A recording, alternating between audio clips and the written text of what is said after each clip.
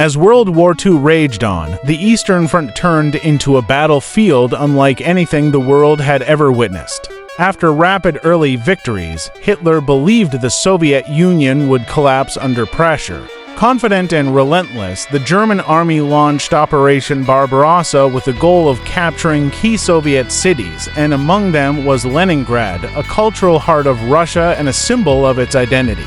What followed was one of the longest and deadliest sieges in human history.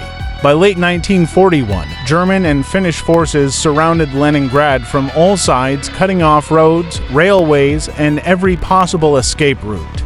The city was trapped, home to more than 3 million people, including civilians who had nowhere to run. As the siege tightened, food supplies dropped dangerously low.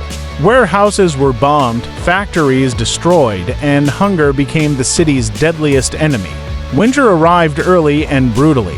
Temperatures fell to -30 degrees Celsius, freezing rivers, streets, and even the bodies of those who could no longer endure. People tore apart their furniture to burn for heat.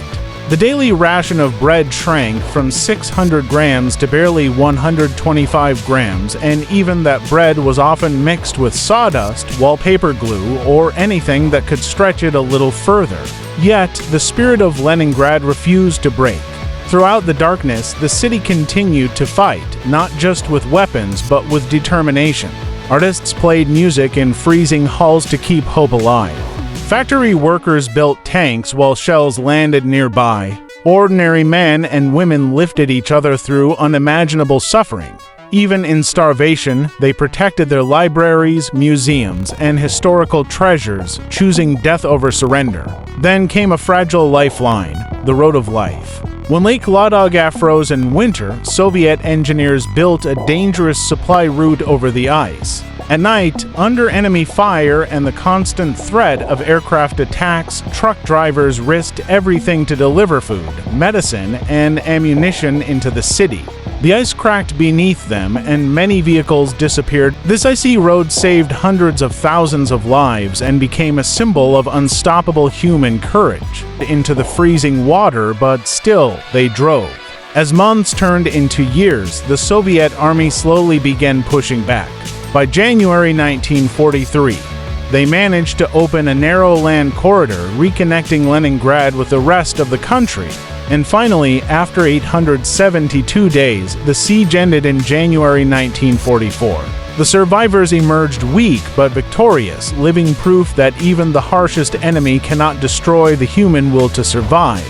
Episode 7 is not just the story of a battle.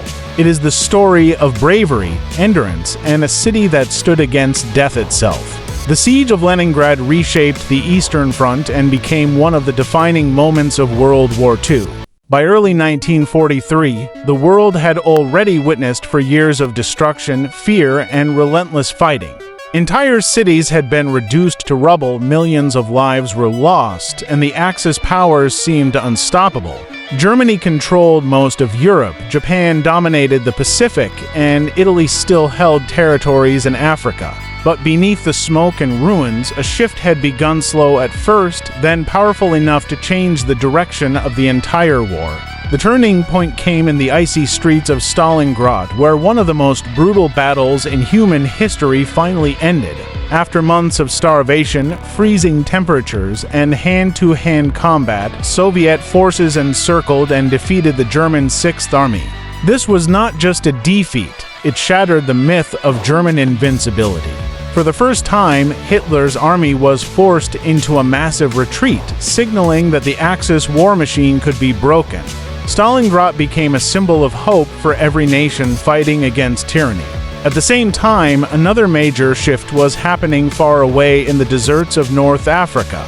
After long months of tank battles, ambushes, and deadly sandstorms, the Allies finally pushed back the famed German Afrika Korps. Their victory opened the Mediterranean, allowed the Allies to invade Italy, and gave them a new strategic path into Europe. Each step forward meant the Axis perimeter was shrinking, and the Allied confidence grew stronger. Meanwhile, across the Atlantic Ocean, the United States had fully awakened as an industrial superpower. American factories produced tanks, planes, ships, and weapons faster than any nation had ever seen. Every day, new supplies crossed the ocean to support Allied armies. This massive output, often called the arsenal of democracy, overwhelmed the Axis nations who struggled to replace their losses.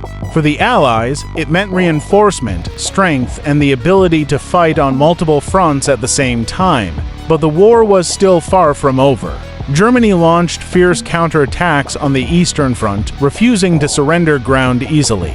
Japan continued its expansion in the Pacific, building fortresses on remote islands and preparing for desperate battles. Even as the Allies gained momentum, every victory came at a terrible cost: thousands of soldiers wounded, families broken, and entire landscapes scarred by constant bombing.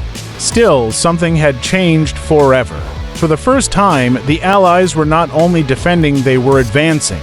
They were now planning operations that would push deep into Axis territory and break their power permanently.